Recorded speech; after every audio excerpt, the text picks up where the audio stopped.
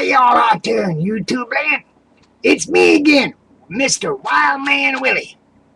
I got a problem. I don't think y'all can hear me too good out there because I got this voice that really kind of sucks a bit.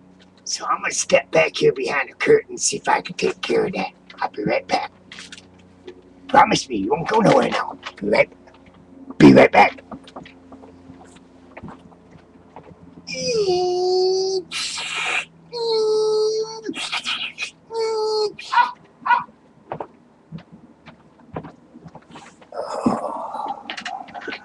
Sounds like Redneck's pissed off. Redneck, go check on them chickens. Okay, this is, yeah, that sounds a lot better. This is a story about, please tell us a story, Papa. Getting up at 6 a.m., working all day, doing the daily chores. When they're done, we go back into the house to eat supper, somewhere around 6, 7 p.m. After we eat, we go into the sitting room to let our supper settle. One of us always asks, Papa, please tell us a story. And Papa would sit and rock in his rocking chair, thinking of one we never heard, thinking of one we didn't hear before. So everyone sits and waits, and then out of the blue, he starts to tell his story of someone somewhere, maybe dead or alive,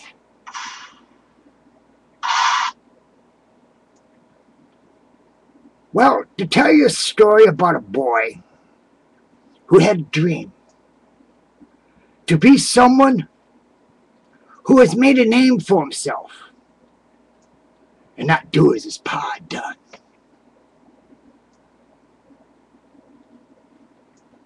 Become a condemned man to sit and rot. Ew, rot smells. Ugh. To rot in prison. To rot in the prison cell, that is. Get it right. Rot in the prison cell. As he got life from bank robbery, train robbery, and murder. He seemed like he was a pretty bad sort, didn't he?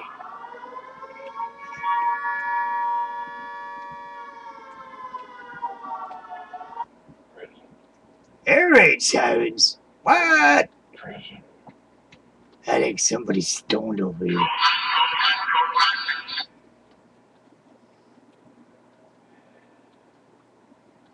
It might be someone important murder. And he was one of the most wanted men. His name is not important. So his son told his mom that, yeah, so his son told his mom he didn't want to wind up like his pa. He wanted to become one of the lawmen who lived it. Didn't matter. Town sheriff, county sheriff, town marshal, U.S. Marshal, or maybe a Texas Ranger. I wonder if it's like Walker. I liked him. He was cool, man. Anyways, one day his mom told him that would make her feel very proud for him to be on the right side of the law. And when he became 15, a band of outlaws stopped in for a bite to eat.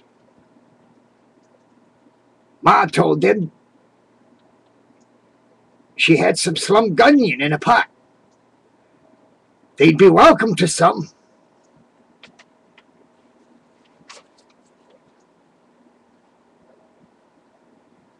Pretty nice, Ma. Yeah. So they got off their horses, walked into the house.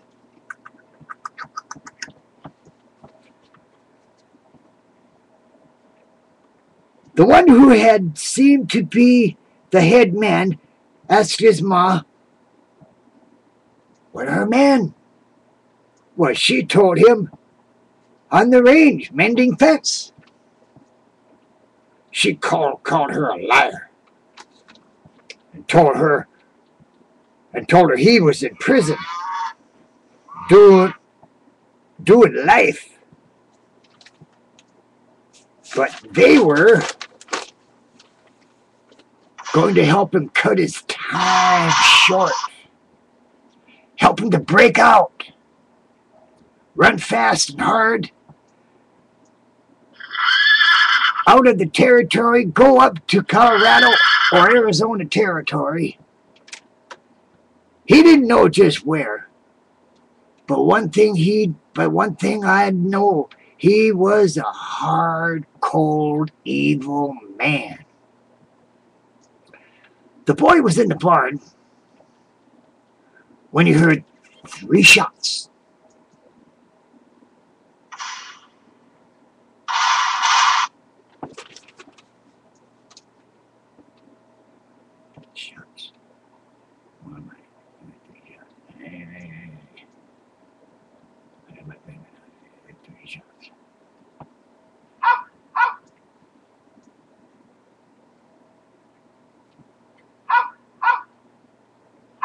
Hey, go find that chicken thief again. Get him this time. Go get him.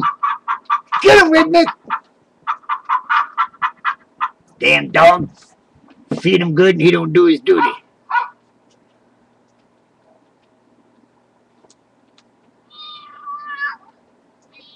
He was 15 when that happened.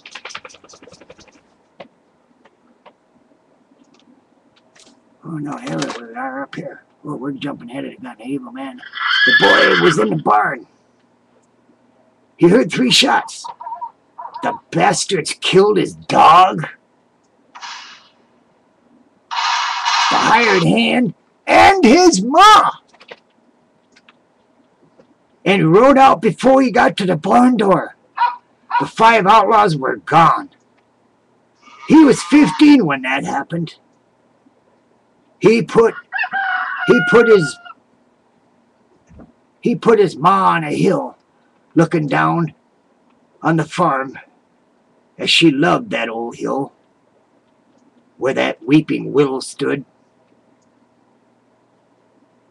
The hired hand and the dog on either side of her.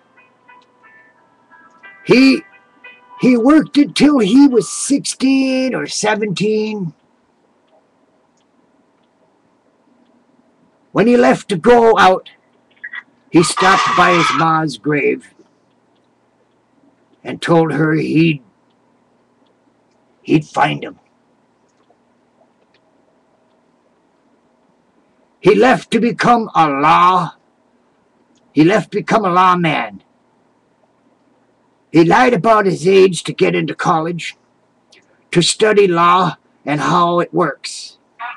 Then 5 years later, rode from town to town, at first as a bounty hunter, hoping that them bad, evil men, he saw 4 of them when they rode up, so on he went, doing what at first worked for him. After 7 years, after 4 outlaws rode into a town, robbed the bank, killed all inside. Then the sheriff killed one before he got before he died, and 3 others were killed as they got away. So when the bounty hunter came to pick up his reward for a $3,000 bond, he found out this town needed a new sheriff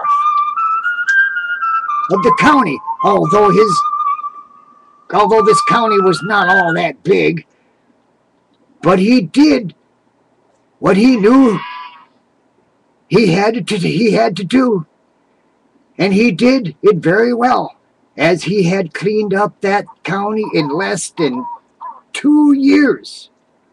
2 years, mind you. Wow. And that got him noticed by a U.S. Marshal. Whoa, awesome. Who thought he'd be a good man to be a U.S. Marshal. So his dream came true. He is now a U.S. Marshal of the territory.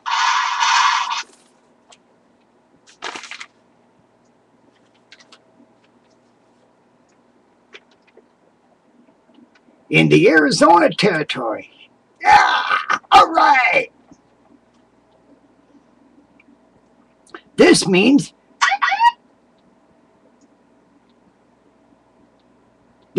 he can cover a bigger area to find those 5 men who killed what family he had. He hired 6 deputies.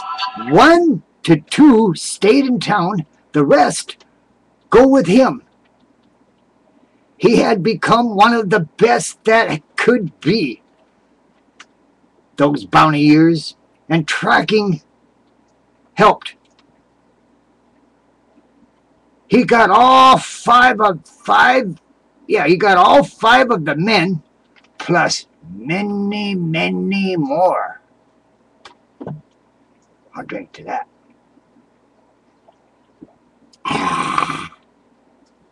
Oh, that tastes pretty yummy. Many, many more. So as of today, he sits in the U.S. Marshal Hall of Fame. That's the story of U.S. Marshal Billy James McConnors, as he passed away in 1910 at 79. Whoa, I ain't even that old yet. People call me an old man. Huh, I know about that. Where you go get that damn chicken thief, redneck? Get it over with. Kill him! Kill him! Hall of Fame. His name was Billy James McConnors. He passed away in 1910, 79. He was gone. And that story of a great U.S. Marshal. U.S. Marshal Billy J. McConnors. Wise but old to the day he died was the Hall of Famer U.S. Marshal Billy J. McConnors. Yeah, Billy J. McConnors. The rest, the best at what he did. Now remember, you like that too? You take yourselves on a trip down there to that Casey La Forest at yahoo.com and you let me know what you think of it. Because when Casey finds out if you like it, he's gonna be all tickled pink, wound up, and feeling all good and jazzy. So catch you on the next trip when we come back and do another reading of a Casey Lee Forest. Right. Bye-bye now. Y'all have yourselves a fine Christmas time, because we're going to take a little time off and catch you on the road somewhere else. Bye-bye.